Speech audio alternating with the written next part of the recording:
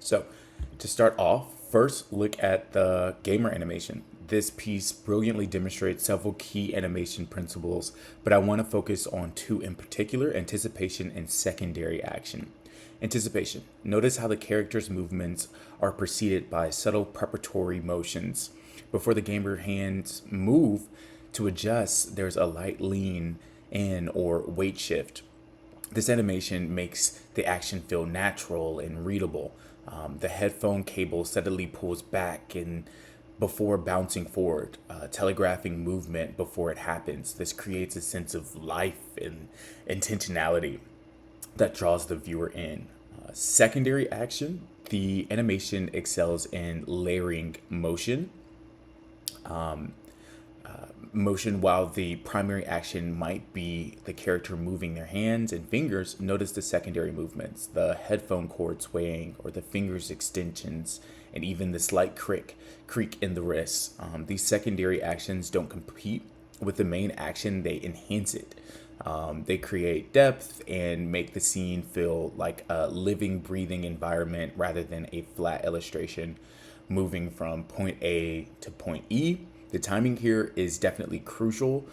Each secondary element moves at slightly a different speed, creating a natural overlap that mimics real world physics. Nothing stops or starts at exactly the same time, at exactly the same moment, which would feel robotic and unnatural.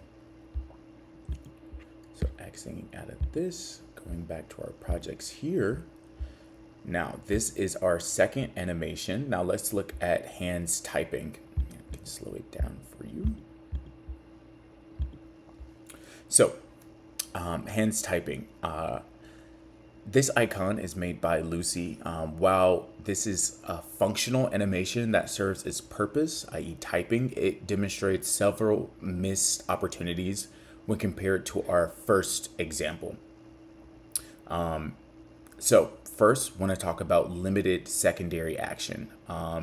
The most obvious difference is the complete absence of supporting movements.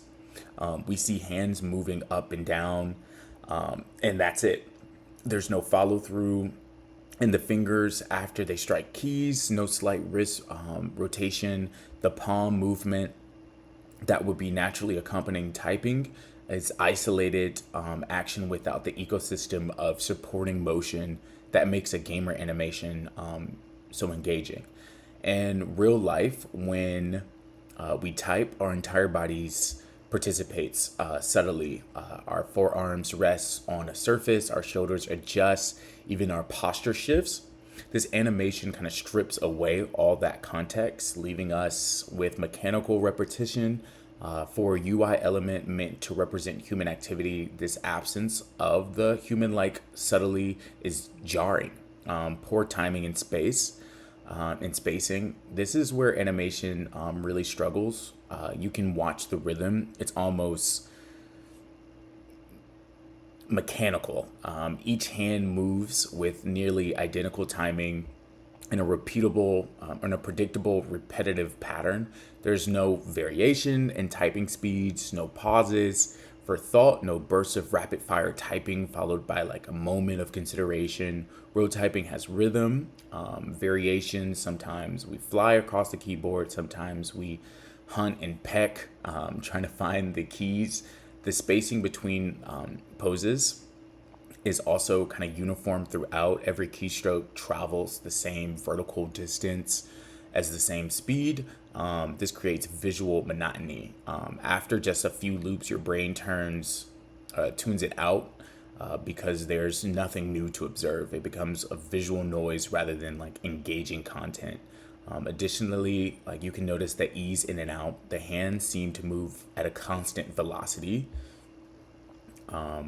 stopping abruptly at the top and bottom of each motion rather than accelerating and decelerating naturally. That makes motion feel robotic and unnatural.